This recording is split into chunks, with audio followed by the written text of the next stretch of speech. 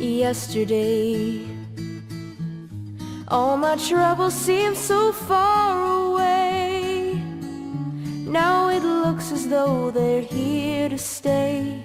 We're going to talk about the breakup today. Yes, the long and winding road to ruin. And if you ask 100 fans who broke up the most famous band in history, you are guaranteed to get at least 200 different answers. Oh, at least 200. Easy. Right. It is without a doubt the most endlessly argued question in pop music. The first thing you have to understand is that there was no single explosive event. Yeah, there was no one day where everything just went up in flames. Exactly. What we are actually examining is a slow-motion train wreck. And, you know, the human tendency when you're faced with a train wreck of that magnitude is to look for a villain. When a beloved institution falls apart, we desperately want an outsider to blame. Which brings us to the most famous scapegoat in music history, Yoko Ono. The primary suspect for decades. Okay, let's unpack this. We have to look at the mechanics of why that narrative took hold. In 1968, John starts bringing her to the recording sessions at Abbey Road.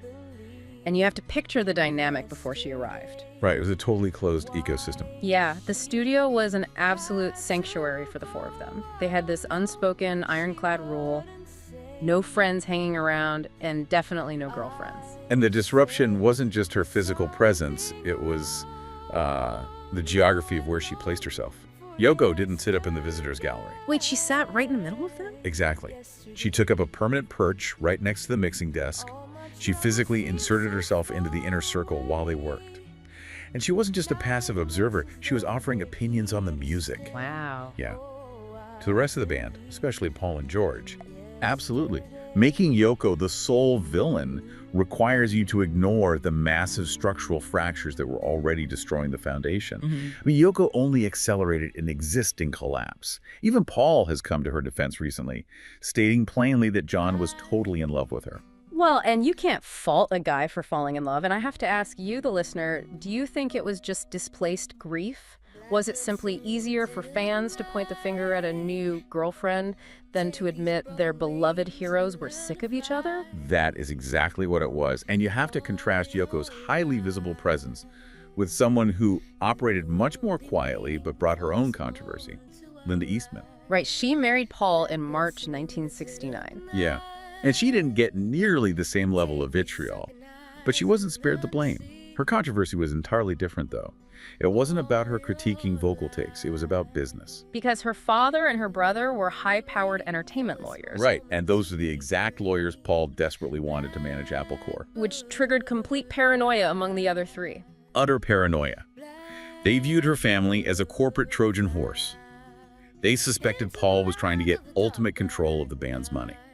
But Paul and Linda were really building an entirely separate life, weren't they? They were. When you look at later moments of them performing together on stage, you know, Paul laying down a rhythm on bass while Linda sings beside him, it's clear they had their own collaborative thing going. But if the spouses were just a symptom, the underlying disease was definitely the business. So let's look at the summer of 1967. They released Sgt. Pepper. It is the pinnacle of their cultural dominance. Untouchable. Completely untouchable. And then just a few months later, in August 1967, their manager, Brian Epstein, dies. Modern consensus points to that exact moment as the true catalyst for the breakup. People think of a manager as the guy who books gigs, but Epstein was the organizational intelligence of the whole operation. Let me throw an analogy at you. Think of Brian Epstein as the shock absorber on a vintage, high-powered sports car. Oh, I like that. He took all the bumps, absorbed the friction, but the moment you remove that shock absorber, every single pothole, whether it's a budget meeting or a missed cord, threatens to snap the axle. That is perfectly stated. He performed a daily miracle of balance. He knew how to handle John's aggression, harness Paul's ambition, navigate George's stubbornness, and feed Ringo's need for inclusion.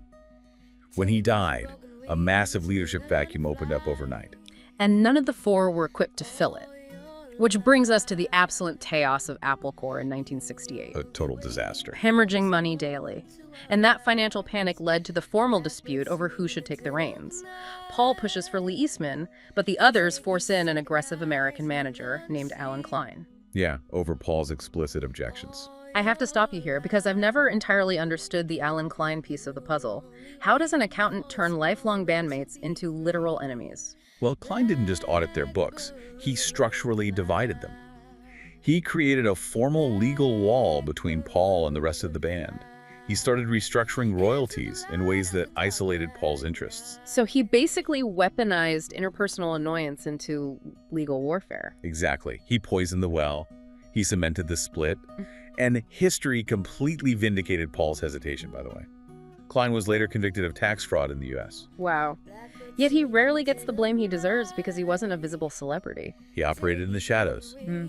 But this legal and business toxicity inevitably bled right back into the studio. Turning the creative collaboration into a battlefield, which puts Paul in a paradoxical position because when a relationship is failing, human nature makes you grip tighter, right? You try to control every variable. And Paul became the one fighting the hardest to keep the band alive, pushing for Magical Mystery Tour, pushing for the Let It Be sessions. But the others perceived him as condescending. Completely suffocating. You can see that shifting dynamic on film.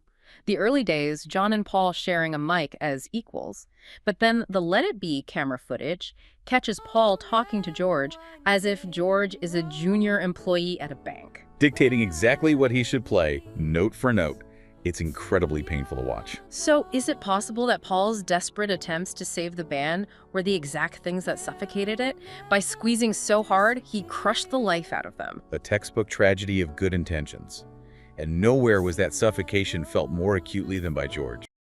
Oh, by the way, a quick reminder, if you like this show, we've just published a new book called Beatles Rewind. Yes, and it's free on Amazon. The ebook is free, so you can download and read it immediately on your computer, your phone, or your tablet, and you can also get it in paperback or audiobook. By 1969, George had undergone massive artistic growth. Oh, absolutely. You can track it visually. He goes from this young kid with a Rickenbacker to a mature man with a mustache, commanding a Gretsch guitar, looking totally self-assured. He knew how good his material was. But the band's internal hierarchy refused to budge. He was writing absolute masterpieces like Something and Here Comes the Sun. Even John and Paul had to admit those tracks were incredible. Right, but he was still capped at an insulting limit of 2 songs per album. And the frustration had been building for years. So during the Let It Be sessions in early 1969, he reaches his breaking point and just casually quits for 2 weeks. He was completely done.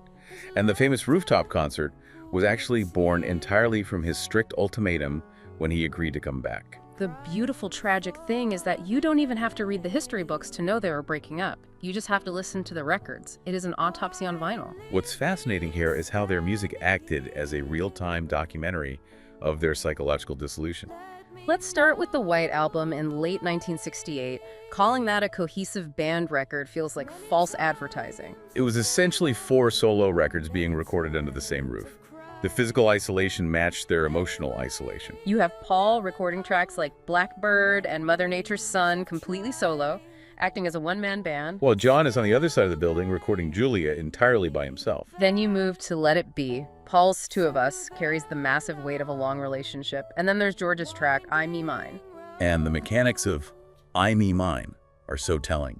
It actually became the very last song all 4 members recorded together. The title says it all. Exactly. The unified enterprise had fractured into individual egos shouting, I, me, mine. Which brings us to Abbey Road in the summer of 1969. It's a fully self-aware eulogy. Their conscious goodbye letter. You can hear the differing philosophies on how to end it. Paul orchestrates this brilliant medley, trying to prove they could still function as a unified band. Contrast that with John's contribution, Come Together.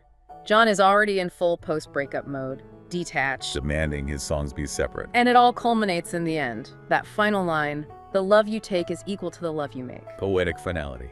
Though the post-split reality wasn't very poetic. By 1971, John releases How Do You Sleep, which is just a direct, venomous attack on Paul. The wounds stayed open for years. So looking at all of this, the spouses, the business, Epstein's death, the studio pressure cooker, what is the accepted truth? The 50-year consensus is that no single person broke them up. It was a marriage that ended for all reasons simultaneously. You know, when the announcement finally came in April 1970, the grief from fans was overwhelming. People crying in the street. Millions felt a piece of their emotional landscape was gone. But I want to leave you with this thought. We mourn the breakup, but what if they hadn't split? By breaking up exactly when they did, at the height of their powers, did they perfectly preserve their legacy? Did they save us from having to witness a slow, mediocre decline in the 1970s? They definitely left us wanting more. To the